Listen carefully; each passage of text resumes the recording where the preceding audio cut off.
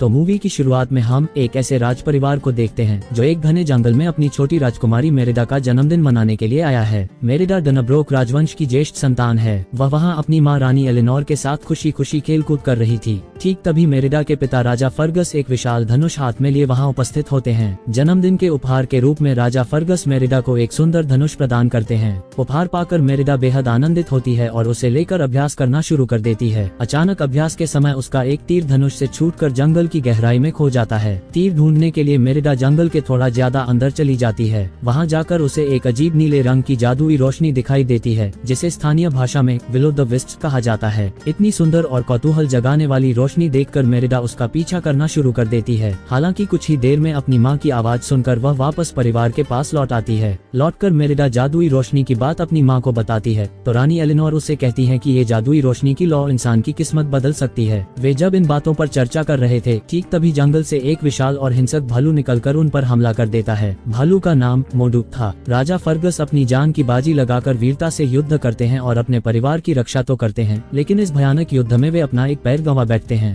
देखते ही देखते 10 लंबे साल बीत जाते हैं। मेरिडा के अब 3 जुड़वां छोटे भाई हैं। वे तीनों ही बहुत चंचल और शरारती स्वभाव के हैं। पूरे राजमहल को वे हमेशा एक पैर पर खड़ा रखते हैं। दूसरी तरफ राजकुमारी मेरिडा अब काफी बड़ी हो चुकी है। हालांकि एक राजकुमारी को जिन कड़े नियमों और शाही तौर तरीकों का पालन करना पड़ता है वे मेरिडा को बिल्कुल भी पसंद नहीं थे। वह अपनी मर्जी से आजाद होकर जीना चाहती थी और इस बात को लेकर रानी एलिनोर और मेरिडा के बीच अक्सर कहासुनी होती रहती थी। रानी चाहती थी कि अपनी बेटी को एक आदर्श राजकुमारी के रूप में ढालें, लेकिन रोज रोज के इन कड़े नियमों का पालन करते करते मेरिडा अपनी माँ से मन ही मन काफी चिढ़ने लगी थी। हालांकि हफ्ते में मेरिडा का एक आजादी का दिन होता था जिस दिन वह जो चाहे कर सकती थी। उस खास दिन वह महल से निकलकर अपने वफादार घोड़े एंगस को लेकर जंगल में घूमती थी और अपने हिसाब से समय का आनंद लेती थी। दिन ढलने से पहले शाम होते ही वह महल लौट आती थी और राज परिवार के साथ रात्रि भोज में शामिल होती थी। ऐसी ही एक शाम खाने की मेज पर रानी एलिनोर बताती हैं कि वे मेरिडा की शादी का इंतजाम कर रही हैं। इसलिए कल 3 मित्र राज्यों से 3 राजकुमार महल में पधारेंगे और प्राचीन परंपरा के मुताबिक मेरिडा को उनमें से किसी एक के साथ विवाह के बंधन में बंधना होगा। ये खबर सुनकर मेरिडा बहुत ज्यादा गुस्सा हो जाती है क्योंकि वह मानसिक रूप से शादी के लिए बिल्कुल तैयार नहीं थी। रानी उसे कितना भी समझाने की कोशिश करती है, मेरिडा साफ कह देती है कि वह मर जाएगी पर इस शादी के लिए राजी नहीं होगी।